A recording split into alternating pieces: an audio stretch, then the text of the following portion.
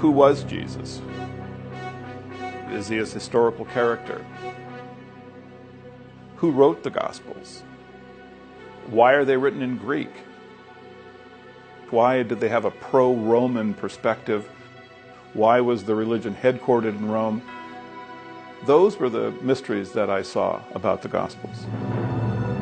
The origin of the Christian religion has been a subject steeped in mystery for nearly 2,000 years.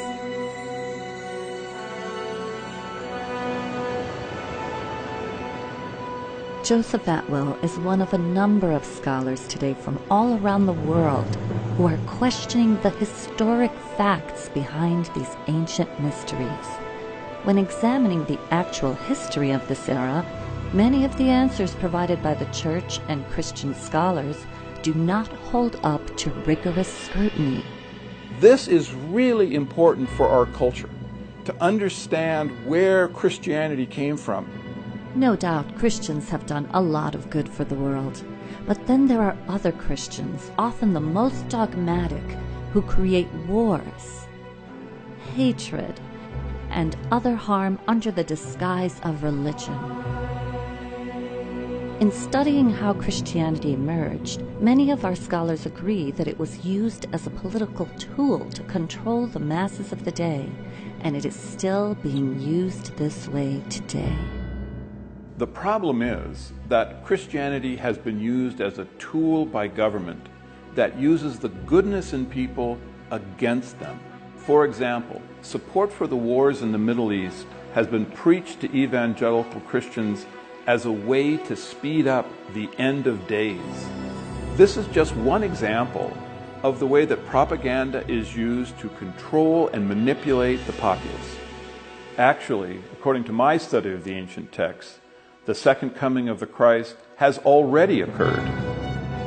Maybe we need to expand the possible answers about how Christianity originated, and deeper questions need to be asked. Maybe we need to examine what political motives were behind the formation of the Christian religion.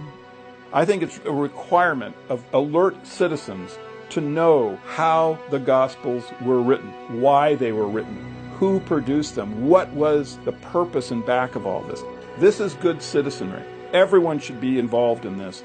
Today, we live on the brink of an immense paradigm shift, and this modern time is very parallel to the era in which Christianity emerged.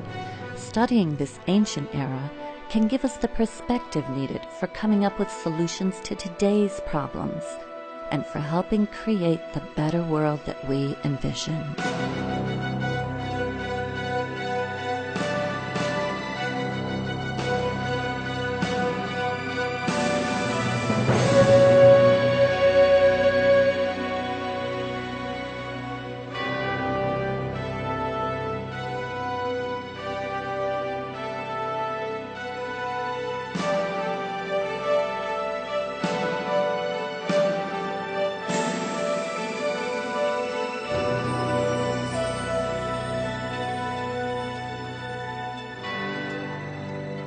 And the penny dropped that Jesus, as a human being, never existed. The presentation of the Jesus character, it's somewhat of a composite of many messianic leaders of the time. Well, let's just go back to the drawing board, and we'll leave aside all of the assumptions of Christian history, and let's just look at the text afresh and consider every possibility. Let's open the whole game up. Can you think that Christianity is really paganism by a different name? Now it feels completely obvious. Some of us are saying that this was a sun god turned into a Jewish man. In all of this, we're dealing with literature. We're not dealing with history. So the answer is no, there is no history to this character of Jesus. It's entirely a literary creation. Some of our Bible scholars are mavericks, working outside the restrictions of mainstream religious institutions. This allows them the freedom to provide fresh insights and draw some startling conclusions about how Christianity was formed.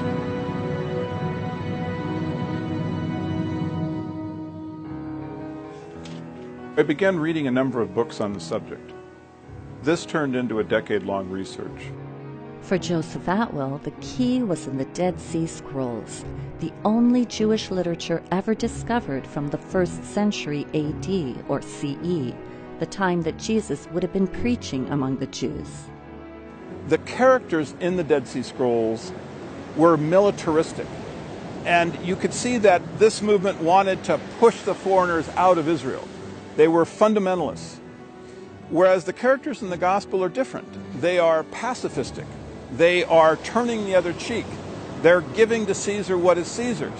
How did a movement like Christianity come to exist in a region that was occupied by Roman soldiers and had Jewish zealots within it that were going to push these Romans out? How was that possible? I began studying the other two major works of the era, the New Testament and Wars of the Jews by Josephus, a Roman court historian who described the war between the Romans and the Jews in the 1st century.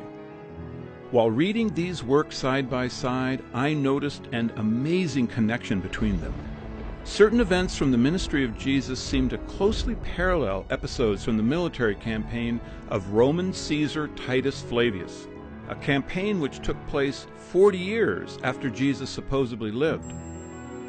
My efforts to understand these connections led me to an incredible discovery. Christianity had been invented by a little-known family of Roman Caesars, the Flavians, and they left us documents to prove it. The Flavians are not a household name, and yet it's the Flavians who completely reshaped the Roman Empire. In Rome, of course, there's the Colosseum, which is understood to be the best-known monument of the ancient Roman Empire, perhaps. The Colosseum is, in fact, a Flavian construction produced during the Flavian period.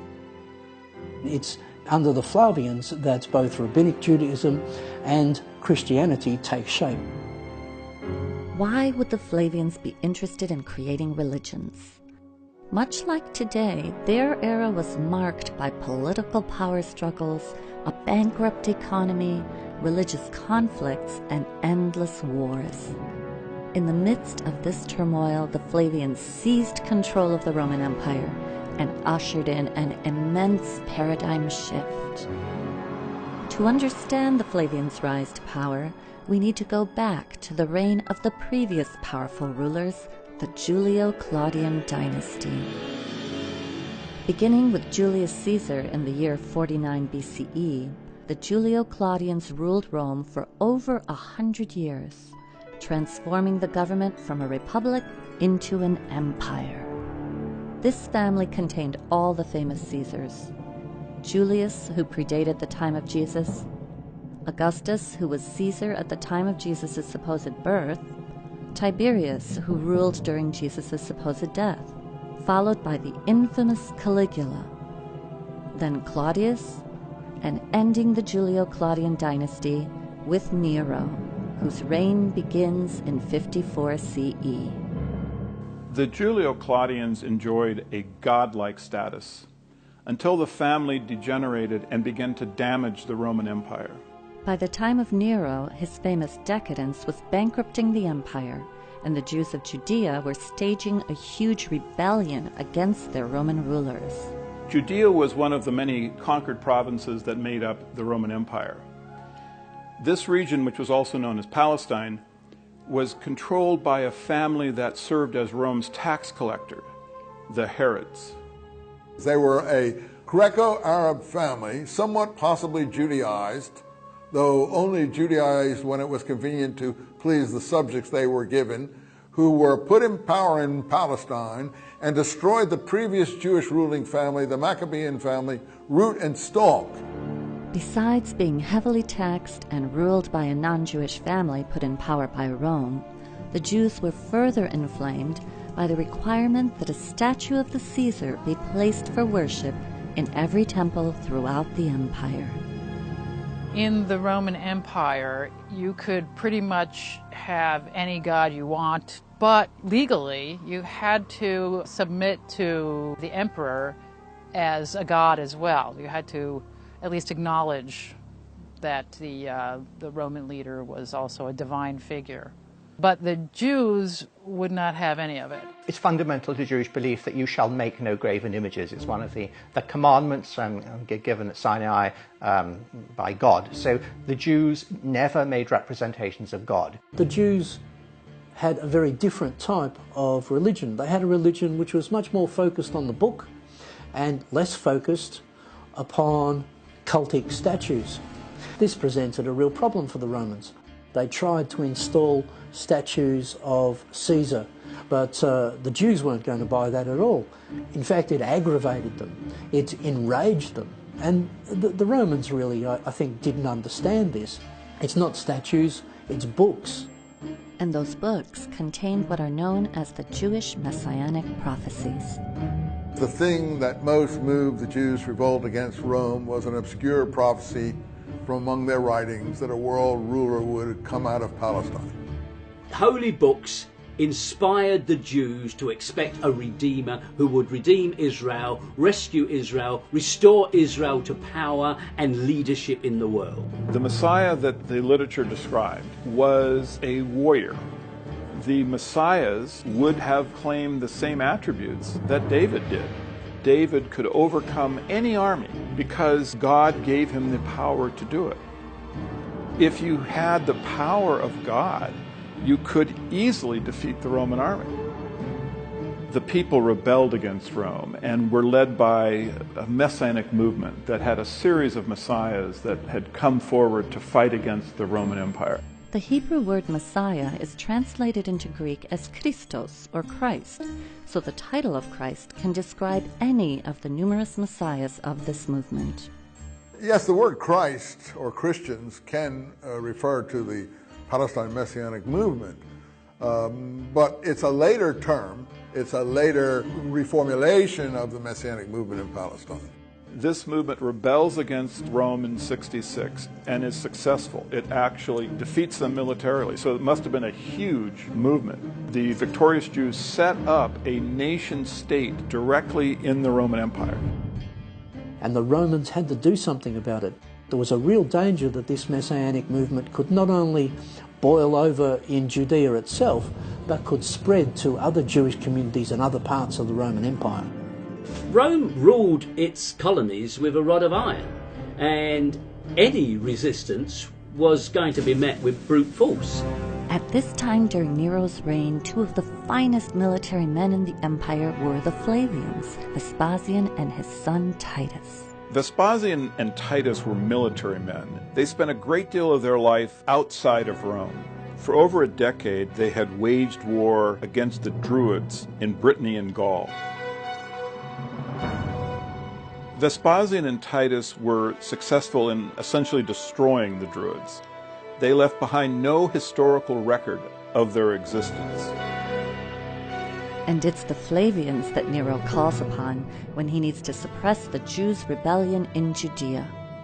Nero responded by asking his best general, Vespasian, and his son Titus to go into Judea with a huge army, 70,000 troops, and a similar number of support individuals. So they meant business. The Romans came down to crush the rebellion. In the year 66 CE, the Flavians begin their military campaign against the Jews. They start further north in Galilee, where the first of three key events takes place. They destroy the Jewish towns of Galilee. They also capture a Jewish rebel who later becomes a critical figure in the formulation of Christianity. This is where they captured one of the leaders of the rebellion, a Jew named Josephus Bar Matthias. Now, Josephus presented himself to the Flavians as a prophet. He survived. He survived apparently by telling Vespasian that the prophecies of the Jews pointed out that Vespasian would become emperor. And of course he did, so Vespasian quite liked Josephus. He used him as a translator in his entourage. He used him to appeal to the rebels to surrender. At this point, Josephus became a turncoat and worked with the Flavians against the rebellion. Meanwhile, chaos is increasing back in Rome, where Nero's rule is being threatened. In the year 68, the Senate found the courage to depose Nero and he committed suicide. Now, in that circumstance, Vespasian was a prime candidate to become emperor. In the middle of this war, Vespasian returned to Rome and seized the throne. The Flavians then became the imperial family. With Vespasian becoming the new Caesar in Rome, Titus stays behind on the battlefield and sets his sights on Jerusalem, where the other two key events take place. Titus encircles Jerusalem with a wall, and finally he razes the temple, leaving not one stone atop another. It took a while. They eventually had to bring on starvation by building a wall, a barricade entirely enveloping the city. What happens, of course, is the temple in 70 is completely destroyed. For the Jews, it was the ultimate calamity because, of course, this was the house of their God, and it was destroyed by the Romans quite thoroughly. Titus, of course, was the victor of this great siege. Titus carried the spoils of this captured city back to Rome for his triumph. He took the treasures of the temple, their famous 7-branch candlestick. You can see it on the Arch of Titus in Rome. It celebrates that tremendous victory of Rome again triumphant, and Titus, of course, is the hero of the day.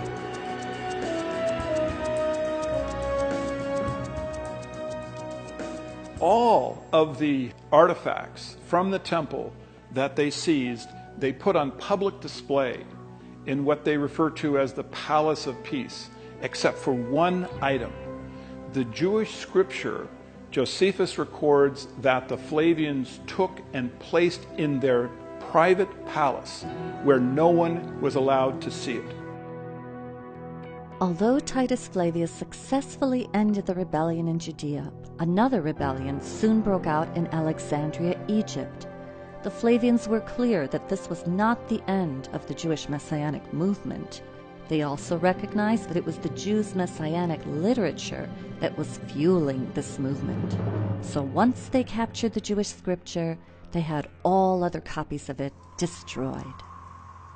And that's why the Dead Sea Scrolls had to have been buried in a cave, because that was the only way they could be safe from the Roman destruction. There was not a single scrap of literature found from the Messianic movement until the scrolls were discovered. That's why they're such a treasure, because they're the only real voice of the Messianic movement that we have. And the real voice of the Jews' Messianic movement, according to our scholars, was violent and militaristic, not the pacifistic version depicted in the Gospels. War against Rome was a Messianic war. So that's why I say that the scrolls are not only the literature of the Messianic movement in Palestine, they're also the literature of the war against Rome. The Romans needed to subdue the Jews' religion, so they set about influencing it and changing it. They realize they can't destroy the Jewish religion altogether. That's not their objective. They realize they're sensible enough to realize that they can't do that. So what you have to do is try to create a type of Judaism that is benign. And it's exactly coinciding with the rise of the Flavian dynasty is the arrival of two benign forms of Jewish ideology. It's during this period that a new literature enters history, which describes a peace-loving, turn-the-other-cheek preaching Jewish Messiah named Jesus Christ. But if the Flavians wrote the Gospels, how could a Roman family know how to write Jewish literature that refers to Jewish prophecy? The answer lies in the Flavians' collaborations with a number of Jewish intellectuals, beginning with their own court historian, Josephus. Josephus arrives back in Rome with Titus. He becomes an adopted member of the Flavian family. An amazing turn of events for the Jewish turncoat. He becomes Flavius Josephus, Josephus at this time begins writing the history of the war, and he records that Titus gave him the Jewish scripture. Josephus's histories have always been associated with the origins of Christianity. Time and again you can find parallels between what Josephus writes and what turns up in the Gospels. It's a powerful evidence of their true origin. In reading the works of Josephus side by side with the Gospels, scholars have noticed parallels between the two works. It appears as though the history of Josephus records events that fulfill the prophecies of the Old and New Testaments. Early Christians understood this connection. In fact, when the Bible first began to be printed in the Middle Ages, it included the history of Josephus. He was employed to write the official history that we have. The other histories from this period have been destroyed ruthlessly by the Romans. Josephus tells us this in very chilling passages, how the Romans exerted complete control of the literature of this period.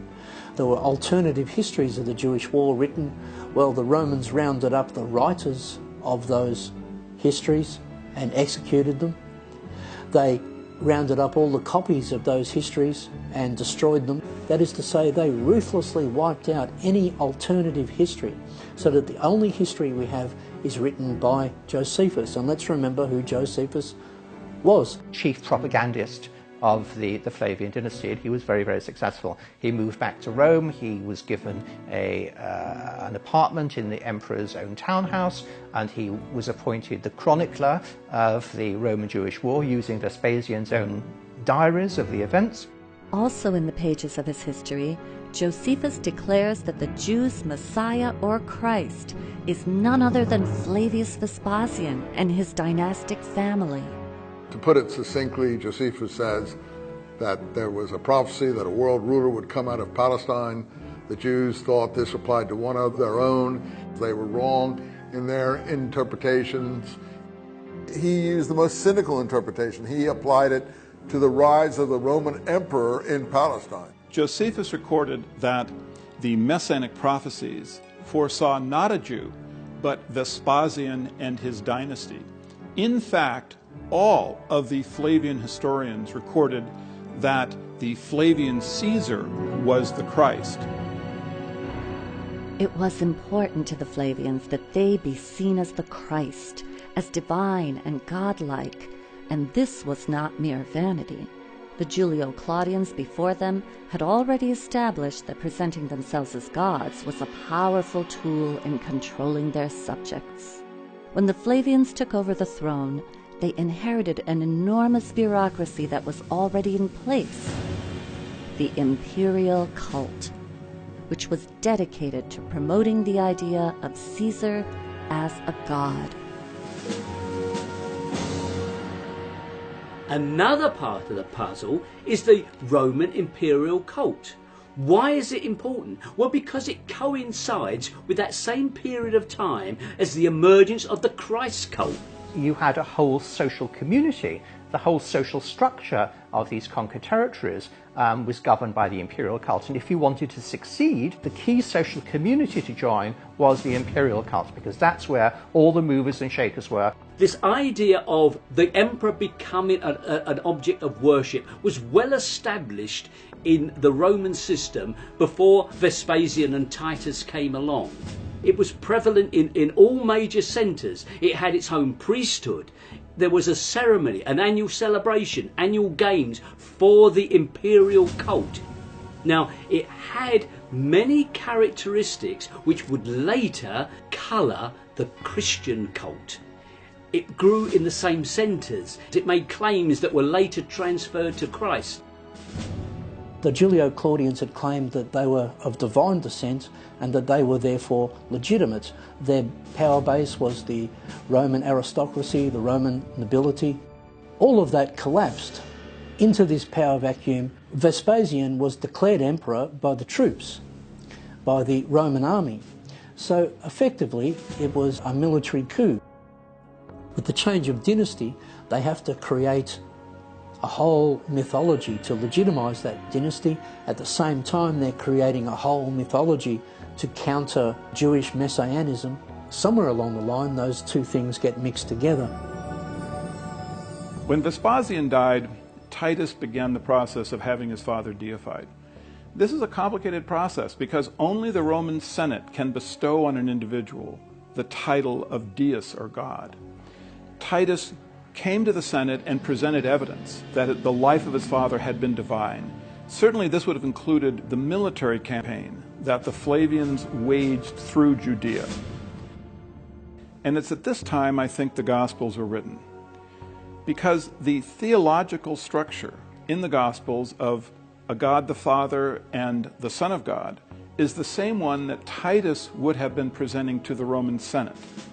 Well, the Roman Senate did accept Titus's evidence, and Vespasian was deified and became a god. Titus therefore became a son of God.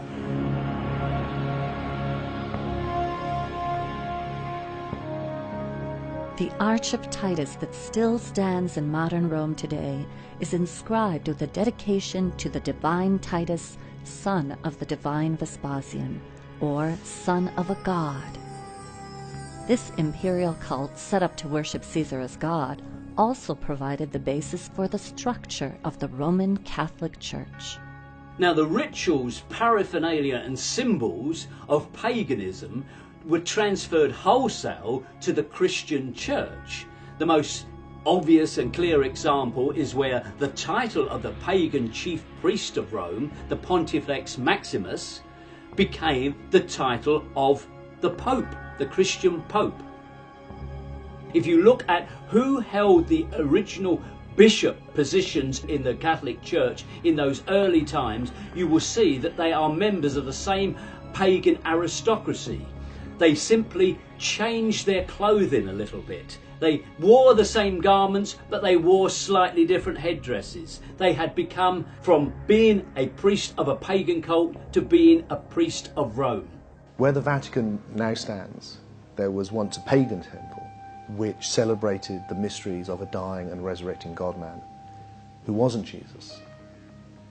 There are many churches in Rome, I've been to a few, where you go above into the church and there is Jesus, and you go underneath and there's a little sanctuary of Mithras, and it's basically the same figure.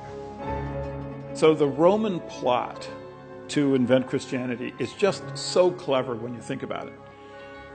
Through the Pope, who is God's representative on earth, they no longer needed expensive standing armies, wars, and punishment of disobedient peasants. They could, through religion, rule their subjects.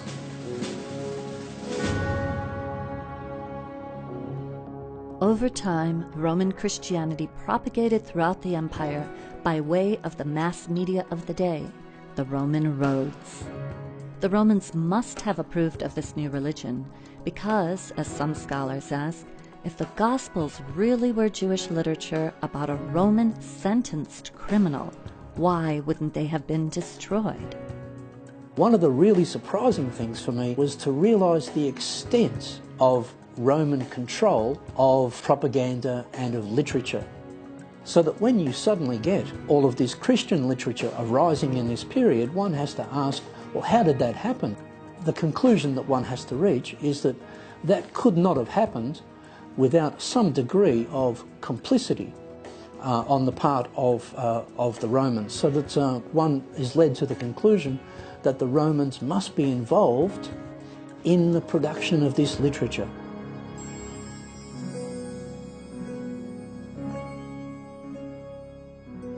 To produce and disseminate this literature was a huge undertaking, and the Flavians undoubtedly had collaborators.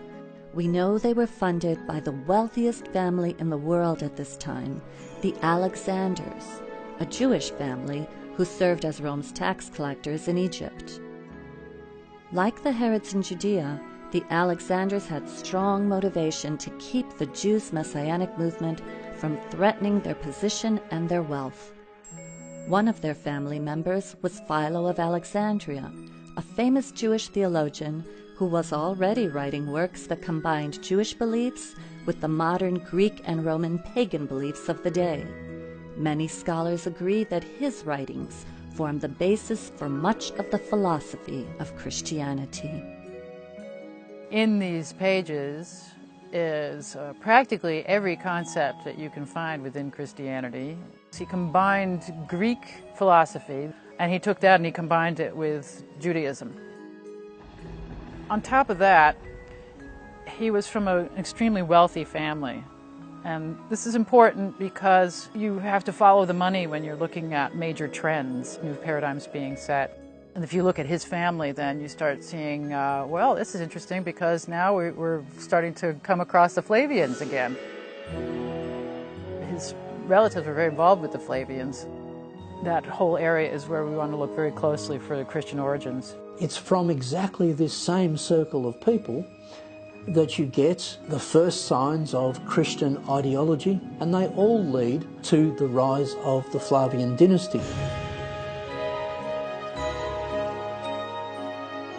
Another wealthy, influential character, Princess Bernice, was from the Herod family in Judea. She's the granddaughter of Herod the Great, a product of the Herod's intermarriage with the conquered Jewish ruling Messianic lineage. Princess Bernice appears in the New Testament, which makes her an interesting character. She had 2 or 3 husbands and then became the mistress of Titus. So you can see this again, rather like dynasty here. You know, powerful people, mixed marriages, you know, shacking up with the conqueror. Yeah, and it's really where Joe Atwill takes his idea of a conspiracy to write the New Testament. But let him say it in his own words. Bernice was a Herod related by marriage to the Alexanders, and of course later she became the mistress to Titus. The fact that she was so closely linked with the Flavians shows you that the 3 families were very unified in financial, romantic, and likely theological issues. By the looks of things, this coalescence seemed to have brought about a dynamic that led to the synthesis of Judaism and paganism and eventually became Christianity. So this is a very key time period. I believe that the Gospels were actually written under the control of the Herods, the Alexanders, and the Flavians.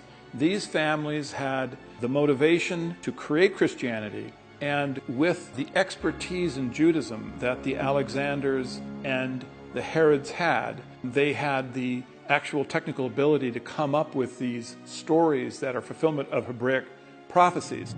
So it seems the Flavians had the motivation, the means, and the collaborations through which they likely constructed and began disseminating Christianity. And if our scholars are correct, one of the documents they left behind are the Gospels themselves. I began working on the study of the Gospels in the 1970s, and I look at texts in terms of how were these composed, what does understanding their structure tell you about who wrote them and why they were written. These texts were not independent Jewish texts, but they were created as literary works using classical literary models. If we expect that this is the testimony of witnesses, we've got a major problem. We actually have 4 anonymous documents. They were not written by the named people on those documents. This is simply church tradition that the Gospels are so named according to Mark, according to Matthew. So this idea that the Gospels are reliable testimony is patent nonsense. Why are the Gospels called Gospels? That's a critical question. The word gospel in Greek is evangelion, and it means good news of military victory. Whose military victory are we celebrating here in these Gospels? Well, it seems to me that we are celebrating clearly the Roman military victory, because these events, the Battle of Gadara, the Battle of the Lake of Galilee, the successful Battle at Jerusalem, these are battles that the Romans won. Why are the Gospels celebrating battles that the Jews lost, if these things were written by the Jews? The fact that the Gospels are known to us in Greek and not in Aramaic or Hebrew is, I think, just evidence of their authorship. They were not written by any followers of Jesus who would have surely spoken Aramaic, and if they had been fishermen and simple folk, they would not have had the literal skills to write them anyway. If we look closely, there actually are clues in the Gospels that point to who the true authors were. A lot of the Christian literature advocates turning away from the Jewish law and obeying Roman law. Well, this fits perfectly into Roman propaganda purposes. And then you have, in general, the portrayal of Jesus as the peaceful Jew who is wandering around in what is depicted as a sort of pastoral scenes, talking to fishermen and farmers and so forth, when in fact, this is a war zone. Judea is a war zone. And you ask yourself, well, why is it not portrayed as a war zone? I mean, they really had it down pat. They have Jesus saying, render unto Caesar what is Caesar's, which is basically in response to talking about money. Whose benefit would that be? It's so blatantly obvious. The perception of Roman characters in the Gospels, they're all interpreted in a favourable light. They are pro-Roman. They do not depict the Romans as the forces of evil. They reverse that. It's the Jews who become the forces of darkness. It's very striking that various passages in the Gospels refer to the Jews as some people separate from the heroes of Jesus and his disciples. The Jews are those who object. The Jews are those who try to thwart the divine plan. Now, that gives us a clue, certainly, to who were the true authors of this book. They are works of literature created by people who are trained in Jewish literature but whose values are pro-Roman. The Romans wanted to promote anti-Semitism, and so they arranged the story of the beloved man God, Jesus Christ, to appear as if the Jews had brought about his death. Because of this, the Jews would have to suffer anti-Semitism throughout history. So this was a piece of work that could not have been done except by a fairly established literary team, such as the literary team that was in Rome actually writing the books of Josephus. I mean, that was written by a literary team, and it was written as one of the attempts to give prominence to the Flavian Caesars, which the Gospels also do. So it is extremely likely that the Gospels, as a form of epic, designed to magnify allegorically the Roman Caesars, is also written at the court of the Flavian emperors. But the Jesus story takes place many decades before the Flavians came to power. Why would the Flavians create a work about a Jewish Messiah that wasn't even from their own era? The Gospels were very precisely backdated 40 years. Jesus' ministry was started in 30 CE, exactly 40 years from the destruction of the temple. His ministry ends at Passover, 33 CE, which is 40 years before the end of the Jewish-Roman War, which occurred at Passover in 73 CE with the famous Battle of Masada. The Gospels are backdated into the period of Pontius Pilate. That is to say, before the First Jewish War, which is to say, in the Julio-Claudian period. But this is typical of Flavian literature. It's a Flavian technique. What they do is they backdate this story into the period of their enemies, namely the Julio-Claudians. And so, generation after generation of Christian scholar and even secular historians go hunting in the Julio-Claudian period for the origins of the Gospels. They don't really find any answers there. There are allusions in the Gospels to the destruction of the temple. The most reasonable answer to that is that these texts were written after the destruction of the temple. That is to say, in the Flavian period, after the change of dynasty.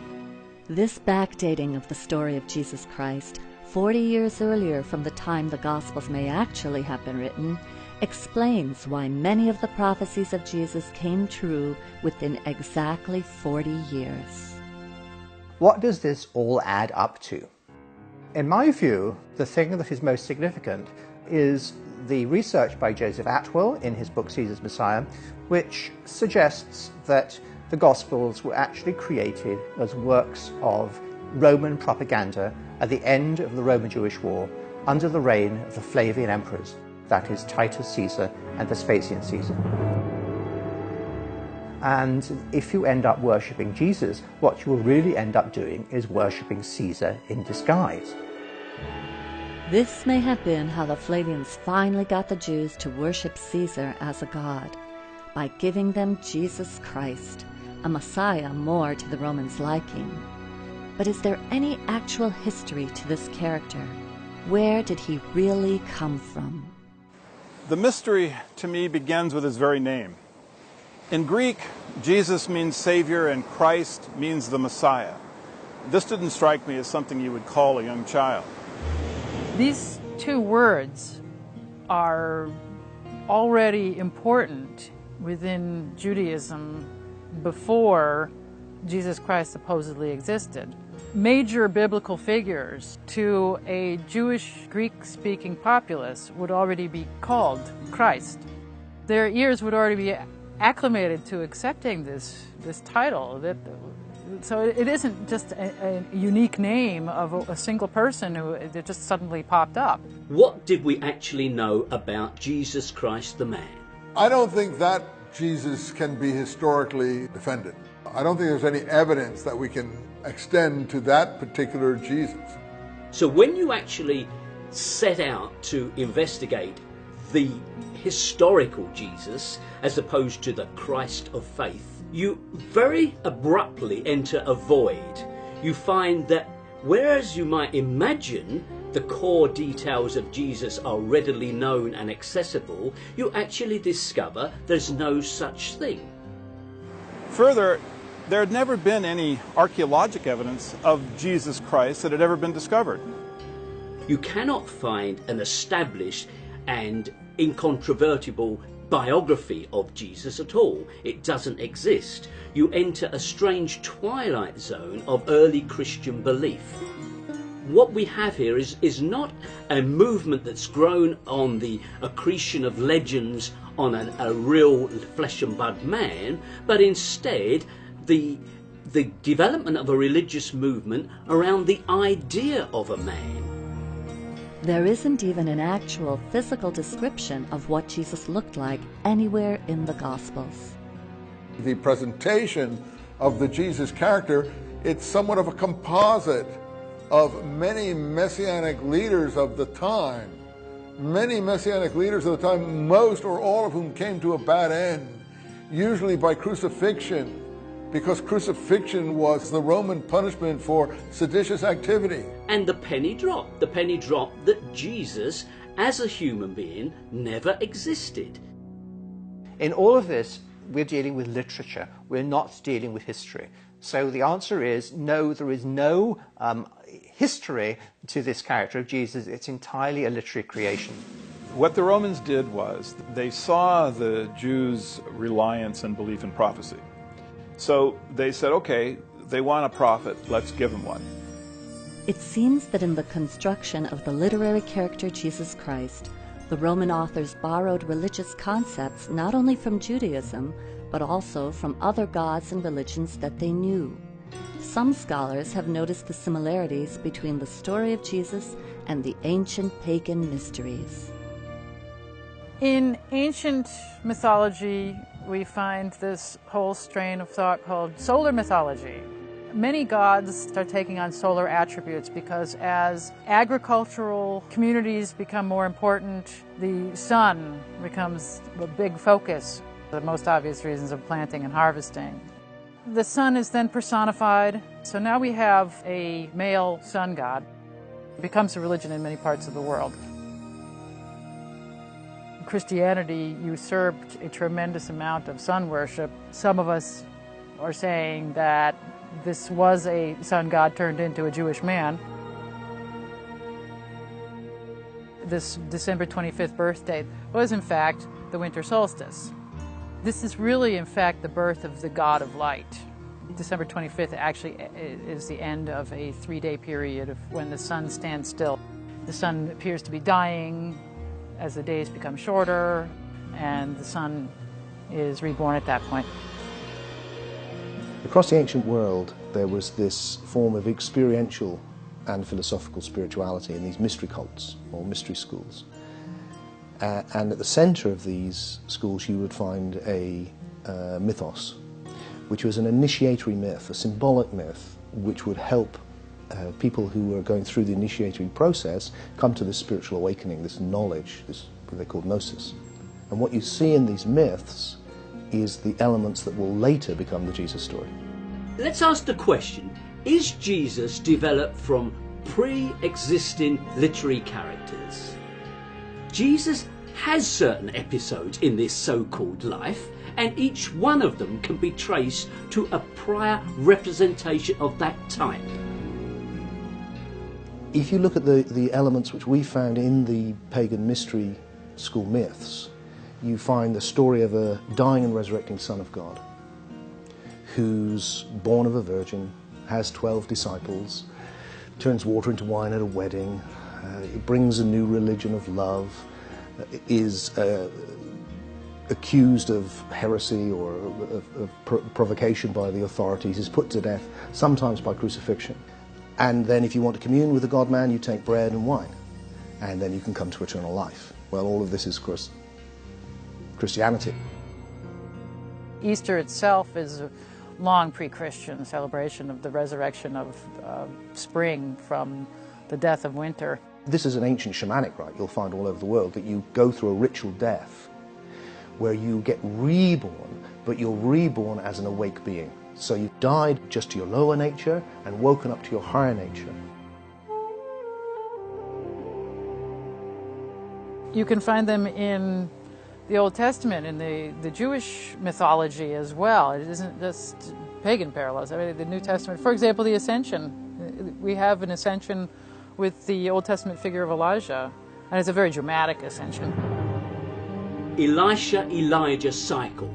These are two Jewish prophets, one followed on from the other, which have many of the story elements found in Jesus. For example, there is a multiplication of food miracle, there is a raising of the dead miracle, there is a water miracle, there is ultimately an ascension to heaven miracle. Is this fulfillment, or is this simply copying of a useful theme?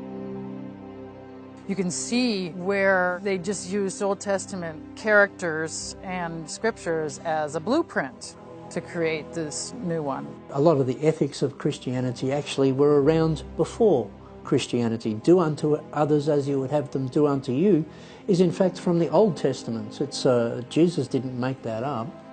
Many of the other aspects of Christian ethics, many things which we might like to applaud as very good aspects of Christian ethics, can be found in the Stoic philosophy in Rome, which, by the way, was exactly the philosophical and ethical school promoted by the Flavians. There's little that is original about Jesus. If one separates from his words advice that was in the interest of the Roman imperial family, all that you have left are snippets of widely known philosophies, truisms, and concepts that came directly from prior Hebraic literature. The reason I am now convinced there's no historical Jesus, which seems a real, whoa, to people who are not familiar with the idea, is a combination of things. First of all, there's no evidence for an historical man which stands up to proper scrutiny. Secondly, is the story of Jesus is full of these motifs which come from the pagan mysteries. And the third reason is because in the early Christian movement there's these two types of Christians, certainly by the 2nd century, which I think of as Gnostics and literalists. What marks out the literalists, who will become the Roman Empire and the Roman Catholic Church, is that they've got an historical man. What marks out the Gnostics is that they see it allegorically, and their great heresy is that Christ didn't come in the flesh. Now, the winners write history, and the history books have been written by the literalists. And all of the tradition about the Romans trying to torture and suppress Christians, these traditions are correct. They definitely persecuted the messianic, militaristic Christians, and they certainly would have frowned on the Gnostic, independent thinking Christians, but the Roman pacifistic giving to Caesar what is Caesar Christians, that group would have been promoted. Which makes it perfect for the Roman Empire. And it's a fascist empire. It's got a very simple message: just believe this, you don't have to transform, and you have to go through the authorities, through the bishops, through the state, ultimately. It's the perfect thing for them to pick up, and that's what they do. Our scholars agree that the Gospels are complex literary creations, drawing from both pagan and Jewish myths. But Joseph Atwill goes a step further to say that the Flavians wrote passages directly into the Gospels which show that they were the authors.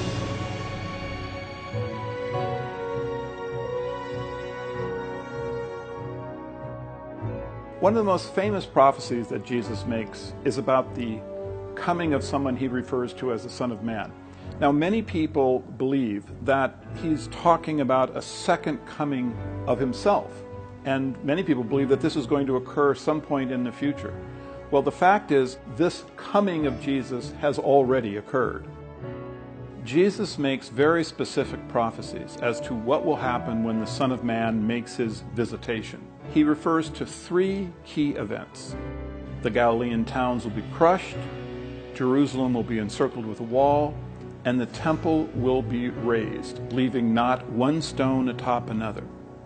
He also states exactly when this individual will come.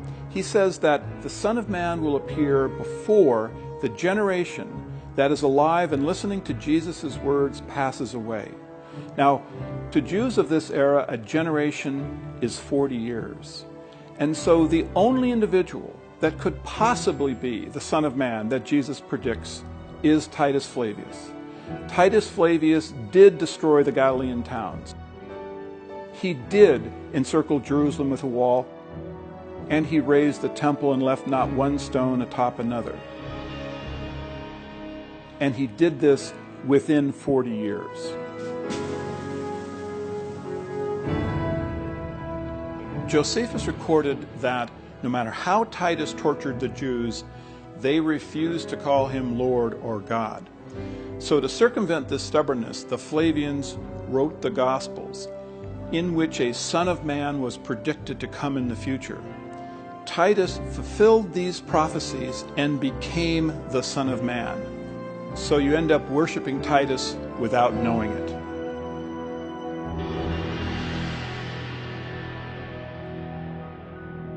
To further support his thesis that the Flavians originated Christianity, Joseph Atwill points to the Roman Catholic Church's earliest saints, known as the Christian Flavians.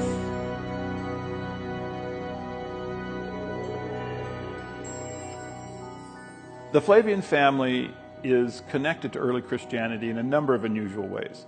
So many members of the family were recorded as having been among the first Roman Catholic saints.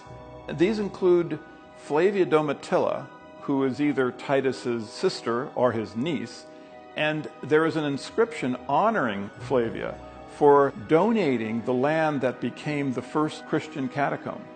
And Flavia Domitilla was the first Christian saint.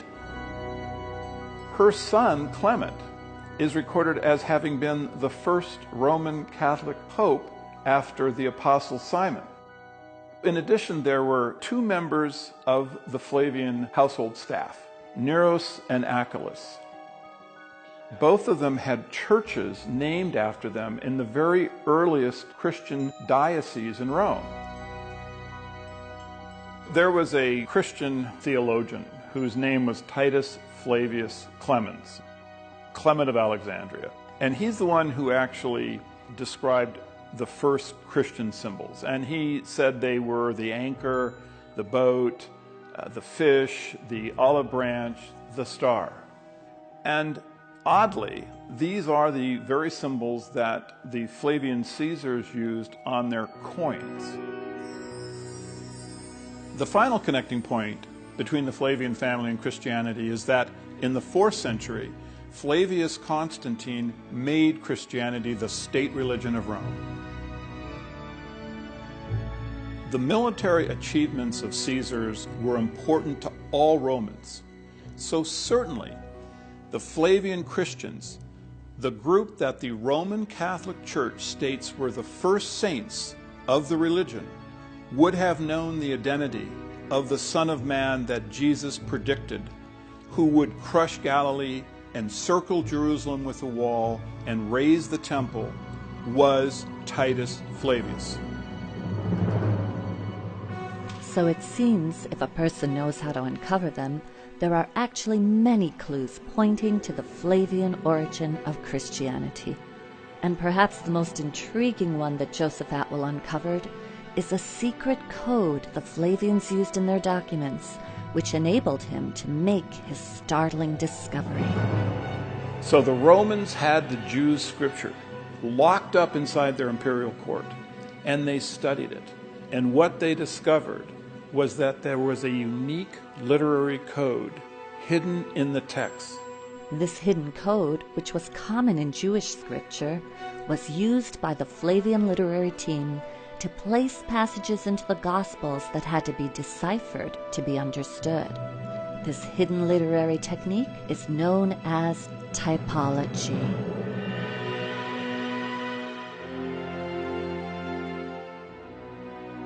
Typology is used throughout the ancient Hebraic literature. And it's a genre that is really no longer understood or used today. But simply put, typology is using events from the past to provide form and context for subsequent ones. What we're talking about is stereotypic. In other words, there's an idealized prototype which shows certain characteristics or performs in certain ways. For instance, one of the things they do is they take an old story and they retell it in a new form, and they superimpose contemporary history upon old stories, and they create these multi-layered texts. In Hebraic typology, texts were designed to be read in comparison to one another, or intertextually. And in doing so, a meaning that would not be visible in the surface narration would become apparent to someone who understood the typologic connection between the stories. Hebraic typology connects prophets. Events from the life of one prophet are placed into the life of a subsequent prophet. And this shows that there is a divine pattern established by God connecting his prophets to one another. The Gospels actually show how we can decipher for ourselves this hidden code or typology that was used to create the Jesus story.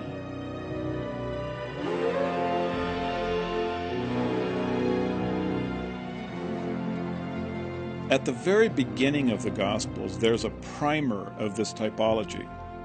What the author of Matthew has done is take events from the Old Testament and place them into the life of Jesus. These events occur in the same sequence in the story of Jesus as they occur in the Old Testament. Numerous Bible scholars had already identified the following parallels. Both stories have a patriarch named Joseph who travels from Israel to Egypt, a ruler who massacres innocent boys, a divine character who states that all the men are dead who sought your life, and then a return from Egypt to Israel. This is followed by events which have passing through water. In the Old Testament, the Israelites pass through the Red Sea. In Matthew, Jesus is given a baptism in which he passes through water. We then travel into the wilderness. The Israelites are in the wilderness for 40 years. Jesus goes into the wilderness for 40 days. Finally, we have the three temptations. In the Old Testament, we have the temptation by bread, the statement, "Do not tempt God," and the commandment to worship only God. These appear again in Matthew, where Jesus is tempted by bread, tells the devil, "Do not tempt God," and instructs him to worship only God. Therefore, When you compare the life of Jesus with the life of Moses, you see a linkage that shows that the character in the Gospels was divinely connected to the character in the Old Testament. The life of the first Savior of Israel, Moses, foresaw the life of Jesus, who's now claiming to be the next Savior of Israel. To understand the rest of the Jesus story, his adult ministry, we simply need to know that the same system of parallel names, locations, and concepts occurring in the same sequence was used to connect Jesus in the Gospels to Titus in the works of Josephus. Our scholars explain this gospel typology in the following 3 examples.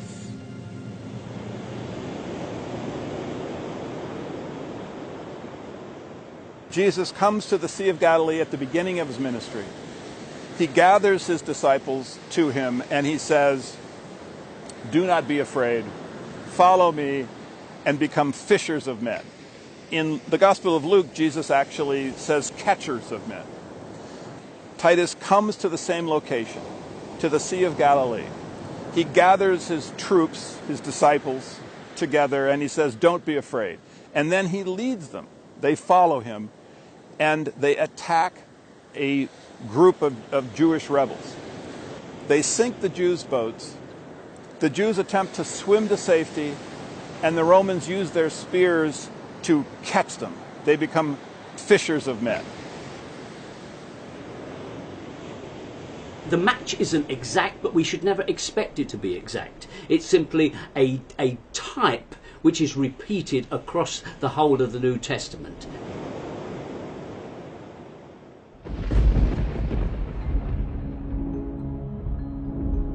Jesus is constantly dealing with devils. Josephus also deals with devils, but Josephus defines who these devils are.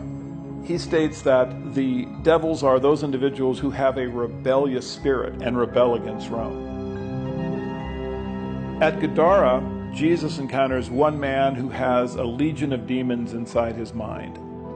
They then are driven out by Jesus. They infect a herd of swine, and then this herd rushes wildly into the water. This is a parallel to Titus's battle at Gadara, where one individual infects an entire legion of Jews with his demonic spirit, and then that group in turn infects another group, and this combined group is driven by the Romans into the sea. What's being suggested here is that this story that you find in the Gospels is in some ways sort of like a grim parable about that military event. It's sort of like a bit tongue-in-cheek, I think. The Romans had a vicious sense of humour like this, a very black sense of humour. In a medieval text that I've studied, which is called the Gospel of Barnabas, when you read that story, the way it's presented is in an unsophisticated form, that is to say it's sort of been decoded in some ways, and it becomes clear that what we're talking about here are the Jewish rebels are chased into the sea and they drown in the sea. In the Gospels, these are presented as pigs. This is once again a very dark, black sort of Roman sense of humour. Some of this literature really needs to be understood like that.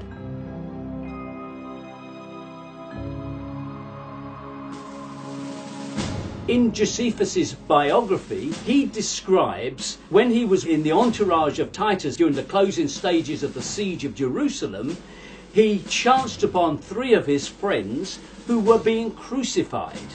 And he pleaded with Titus for their release. And Titus gave that permission, and the 3 figures were removed from the cross. 2 of them died, and 1 revived.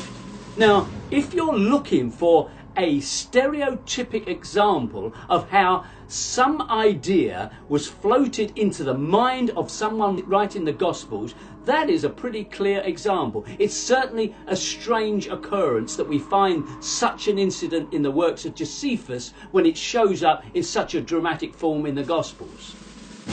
In the Gospels, Joseph of Arimathea asked the Roman commander to take Jesus down from the cross. In Josephus's history, Joseph Bar Matthias asked the Roman commander to take someone down from the cross. Arimathea is a pun on Josephus' last name, Bar Matthias. When you read our sources really carefully, and you have to do it really, really carefully, because they didn't spell it out for us. It's effectively very well hidden. We have to understand that our literature, a lot of our literature is essentially propaganda. The Romans are not writing objective history, and all of our literature has been through Roman filters. Perhaps that's the significance of the Dead Sea Scrolls, that this is literature that hasn't been through the Roman filters. It's important to realize that Josephus wrote in an era when allegory was regarded as a science. Educated readers were expected to be able to see another meaning in religious texts than the one that appeared in the surface narration. We're dealing with Roman literature on the one hand and Jewish literature on the other, and it has to be said that in both cases they're much more sophisticated, much more multi-layered and elusive and much trickier than modern readers suspect. No, it's not a simple literature.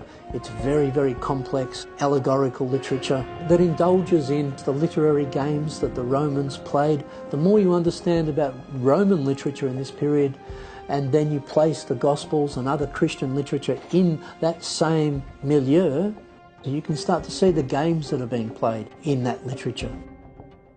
Now, these parallels have been seen by other scholars, but what they failed to notice is that they occur in the same sequence, and thereby they create a typologic pattern. The Flavian thesis, it's trying to read these texts in context, because in any given text you've got the text in the first instance, and then you've got the context, the environment in which it happened, and of course in all of these texts also you've got a subtext. So you've got text, context and subtext, and you have to be able to read all of those things. And unfortunately, many religious people who are coming out of seminaries, who are coming out of religious colleges, they're just not being trained in this sort of level of reading. They're instead being trained to just read on one level, which is a literal level, and I think that that's very unfortunate, and that really needs to be challenged.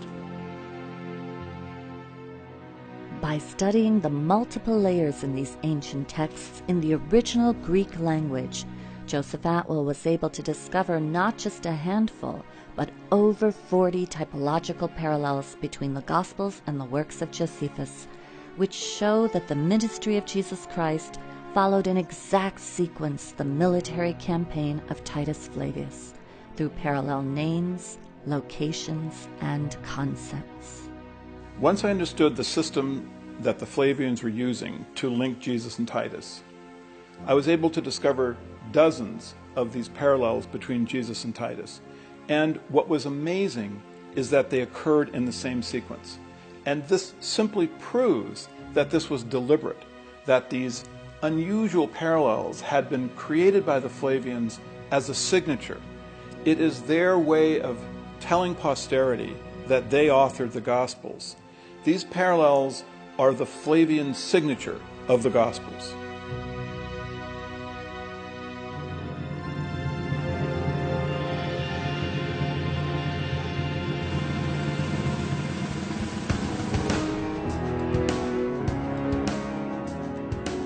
Both Jesus and Titus began their campaigns at the Sea of Galilee and then go into the Galilean countryside, followed by a journey to Jerusalem. Once they reach the city's outskirts, they pause for a period before they enter. Finally, they leave the city where their campaigns come to an end. To catalog the many parallels, I gave each one a convenient name that related to the concept in that particular parallel set. Starting at Galilee, each of these are episodes that occurred both in the gospel story of Jesus and in the history of Titus's military campaign.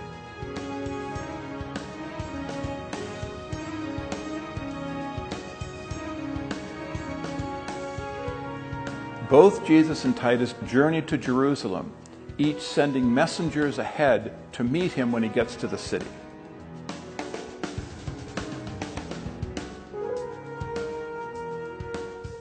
When the Romans get to Jerusalem, they notice that the Jewish factions are fighting against themselves. At this point in the Gospels, Jesus talks about a house divided against itself cannot stand. Then Josephus wrote that in preparation for battle, Titus ordered all of the fruit trees between the Roman camp and the walls of Jerusalem cut down. At this point in the Gospels, Jesus states that if a fruit tree does not bear good fruit, cut it down. Titus goes around the walls of Jerusalem looking for the best place to construct a tower from which they can launch their attack. At this point in the Gospels, Jesus asks, which one of you who is going to build a tower doesn't first sit down and think about the cost? At this point in the history, Titus sends Josephus to ask the Jews what terms they will accept for peace. In the Gospels, Jesus describes a king who sends a delegation to ask for terms of peace. Both Jesus and Titus at this point have triumphant entrances into Jerusalem, during which, amazingly, stones are said to cry out.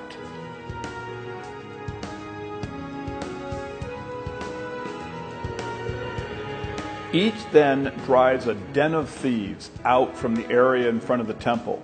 This is followed by Titus encircling Jerusalem with a wall and Jesus predicting that Jerusalem will be encircled with a wall.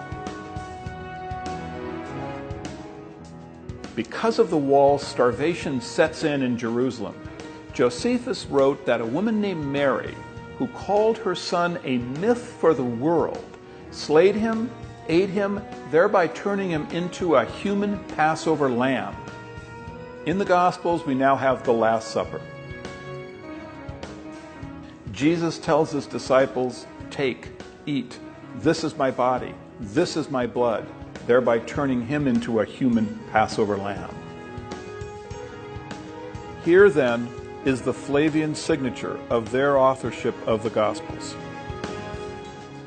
You can see the fingerprints, that they've left their fingerprints all over these texts. You can start to, as it were, decode these texts and start to arrive at some really startling conclusions about how early Christianity first arose.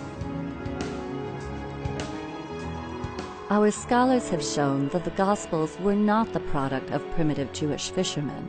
Rather, they are a sophisticated literary work combining religious ideas of the day with Roman political perspective and power. Joseph Atwell's research reveals that reading the works of Josephus concurrently with the New Testament shows that the events of Jesus' life were not historical, but rather all of them are dependent on the events in the military campaign of Titus Flavius. Jesus Christ was an allegory for the Roman Caesar Titus, the Messiah of the Roman Empire, the Roman son of a god that Christianity was set up to worship. I certainly don't want to undermine the positive things in Christianity. I'm happy to admit that there are positive things in Christianity and in other religions as well. What's at issue here are the historical claims of these religions. Traditionally, religious dogma has forbidden the examination of historical discoveries or the inclusion of certain scientific findings in their teachings, asking their followers instead to blindly believe as they say, not as the objective facts may show. We live in a time, perhaps it's a new intellectual renaissance, which is getting fed up with many of the structures that we live with and which is recognizing major frauds at the heart of our financial markets and the heart of our industry, and the plug is being pulled on them. And my view is that we have yet another fraud, the biggest of them all, and it's a fraud at the heart of Christianity.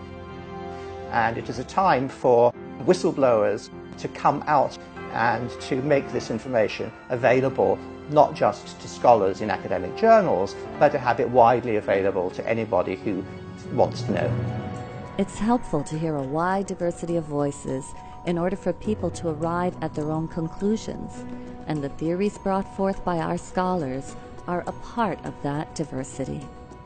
When they hear that the Jesus story is a myth, people feel that you're taking something away, but you're really not. You push people and you go, why do you believe in historical Jesus? Often people will go, well, you know, the Bible or something. But when you go, well, have you studied it as an historical document? Have you looked at the evidence? They'll go, well, no, I haven't. So that's not the real reason. The real reason when you push people is, well, I have a relationship with Jesus. I have a personal relationship with Jesus, and that's what I don't want to lose. And that's a really good reason to be a Gnostic and a really bad reason to be a literalist. The Gnostics, as well as pre-Christian pagan mystery schools, believed that the myth of the dying and resurrecting God-man was an allegory to be used for personal growth, to die to their lower nature and arise to their higher nature. The literalists took control of the original myth and shaped it so it would take the power away from the individual and place it into a central authority. Rediscovering the original myth gives people the freedom to choose the beliefs that truly serve them. Okay, some Christians have developed their personal faith to the extent that Christ is this energy or force or power within them. This is how they have interpreted the story now. The story has become again what it actually began as, an allegory. I have no issue with the Christ within. I have an issue with the church militant. What threatens humanity is organised, regimentized religion on the march, taken so seriously that you will act out its worst precepts. If we examine all the religions of the world, we find that there is a common thread that connects all faiths and all people. And it is from this connection that we can make the choices that have now become so critical to our future. I like to focus on the origins of religious ideas. And it turns out that they're very unifying underneath all of the divisiveness that we see on the surface. It would be extremely helpful for all of humanity to realize that there is this underlying unity. And those origins are basically nature worship, the study of the sun, the moon, the stars, planets. This is all what humanity has been looking at, of course, with great awe and reverence for thousands of years. And it's extremely important, I think, for us to get back to those roots. The destruction of the planet is also directly tied to religious ideas. This can help to restore balance to the planet in a very, very profoundly significant way.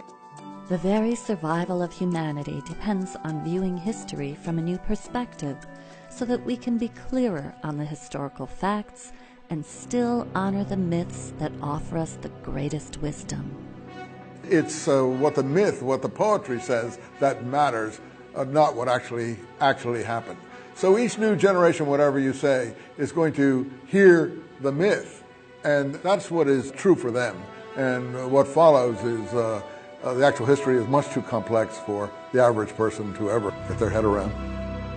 Though the actual history is complex, and we may never know all the facts about what happened 2,000 years ago, the voices of our scholars are contributing to an ever-widening dialogue and the growing paradigm shift being witnessed all around the world today that can lead to a more empowered and enlightened humanity tomorrow.